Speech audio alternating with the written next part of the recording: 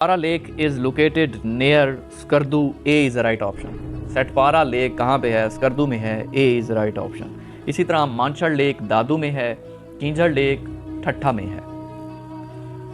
Last king of Afghanistan was Mohammad Zahir Shah. B is right option. जो अफगानिस्तान का आखिरी बादशाह था, किंग था, उसका क्या नाम था? Zahir Shah. B is right option.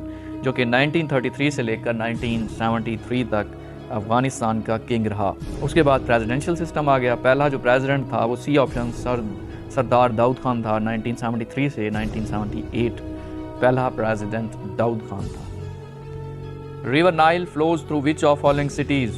River Nile किस किस सिटी से बहता है? किस सिटी से ओरिजिनेट होता है? या किस सिटी से बहता है? किस सिटी को टच करता है? कैरो को। Cairo is the capital of Egypt, क्योंकि रिवर नाइल जो है वो इजिप्ट में है। इस वजह से C is the right option. दुनिया का सबसे लॉन्गेस्ट रिवर नाइल है, जो कि इजिप्ट में है, कैरो में। और दुनिया का सबसे लार्जेस्ट रिवर अगर पूछे तो वो अमेज़न है, जो कि साउथ अमेरिका में है। लार्जेस्ट अमेज़न है, लॉन्गेस्ट नाइल है। ए ऑप्शन है Tripoli. Tripoli is the capital of Libya. Damascus B option है। Damascus is the capital of Syria. C option Cairo है। Cairo is the capital of Egypt. D option Aden है। Aden is the city of Yemen. Watergate scandal led to the downfall of which president of United States? वाटरगेट स्कैंडल ने काफ़ी ज़्यादा problem की थी। किस प्रेसिडेंट के बारे में? किस प्रेसिडेंट जो यूएसए का था उसका डाउनफॉल भी होना पड़ा, उसे प्रेसिडेंशियलशिप भी अपनी छोड़नी पड़ी। वो रिचर्ड निक्सन था। C is the right option.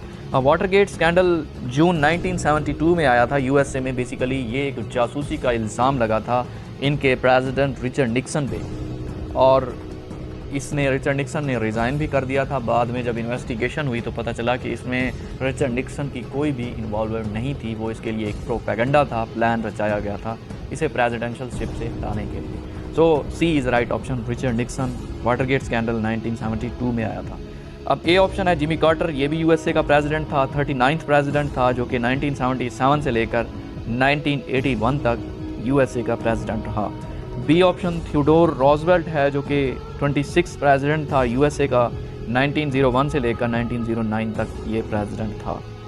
इसके अलावा रिचर्ड निक्सन है, जो कि 1969 से लेकर 1974 तक यूएसए का प्रेसिडेंट रहा।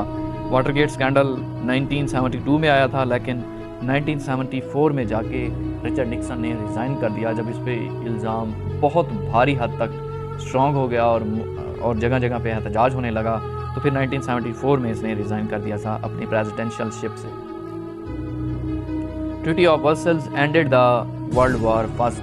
ट्रीटी ऑफ वर्सल्स ने वर्ल्ड वॉर फर्स्ट को ख़त्म कर दिया था मुकम्मल तौर पे। वैसे वर्ल्ड वॉर फर्स्ट 1914 में स्टार्ट हुई थी और 1918 में एंड हो गई थी, लेकिन एंड होने के बाद भी यूरोप में बहुत ज़्यादा प्रॉब्लम थी, अनार्की थी, लड़ाइयाँ थी डिफरेंट कंट्रीज़ में। सो फिर ट्रीटी ऑफ वर्सल्स हुआ जून 1919 में फ्रांस में, जिसके थ्रू मुकम्मल तौर पर पुरअमन फ़िज़ा हुई उसके बाद, इस मुआहदे के बाद। So treaty of Versailles ended the world war first completely on June 1919।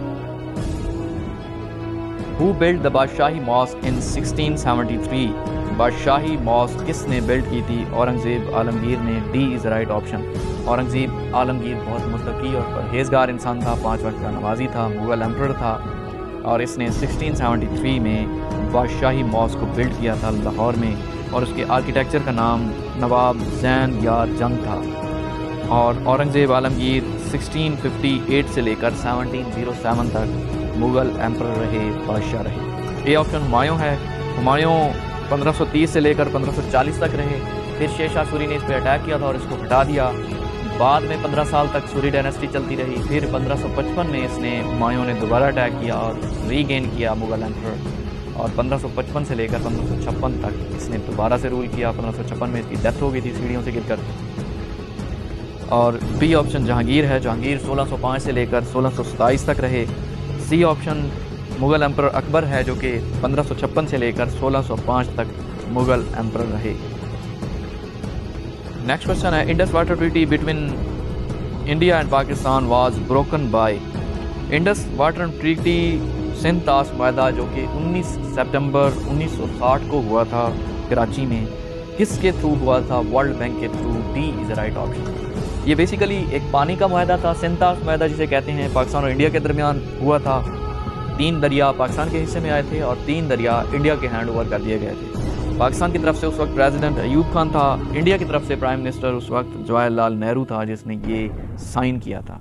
अब पाकिस्तान के हिस्से में जो रिवर आए उसमें इंडस था, झेलम था, चनाब था, और इंडिया के हिस्से में रावी था, ब्यास था और सतलुज था। सो ये कराची में साइन हुआ था 19 सितंबर 1960 में, वर्ल्ड बैंक के तामुन से हुआ था। D is the right option. Next question है which material is used in making of computer chips. Computer chip जो है वो किसके थ्रू बनती है? सिलिकॉन के थ्रू बनती है। ये आपके सामने है कंप्यूटर चिप, इसमें सिलिकॉन यूज़ होता है। D is the right option.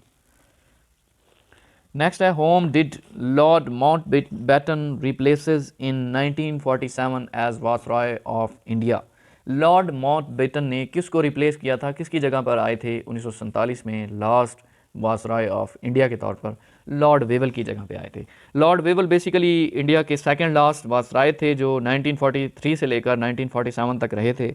उसके बाद 1947 में आखिरी 6 महीनों के लिए मार्च में लॉर्ड माउंटबेटन आए और अगस्त तक रहे। 6 मंथ बनते हैं तकरीबन, और ये इंडियन सब कॉन्टिनेंट के सबसे शॉर्टेस्ट टाइम पीरियड के लिए वायसरॉय आए थे लॉर्ड माउंटबेटन। अब ए ऑप्शन लॉर्ड इरविन है जो 1926 से लेकर 1931 तक इंडिया के वायसरॉय रहे। बी ऑप्शन लॉर्ड कर्जन है जो 1899 से लेकर 1905 तक इंडिया के वायसरॉय रहे। और C option sir Stanford Cripps है, ये इंडिया के वायसरॉय नहीं थे। जब क्रिप्स मिशन आया था तो ये उसमें शामिल होकर आए थे। और लॉर्ड वेवल 1943 से लेकर 1947 तक इंडिया के वायसरॉय रहे।